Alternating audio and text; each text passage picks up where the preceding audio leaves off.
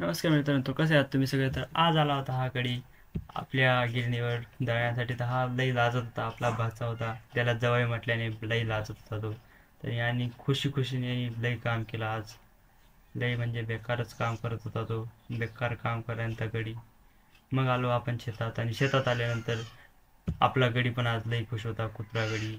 तोही माझ्याकडे मला भेटायला आला होता. आणि मग त्यानंतर गेलो मी कांद्यांना पाणी भरण्यासाठी. आज पाणी लावलं होतं ह्या तुकड्यासाठी, आणि याच्यातही आत्ता सुरुवात केली होती. आणि आपल्या आवळ्याच्या झाडालाही एकदम मस्त फुलं लागलं होतं.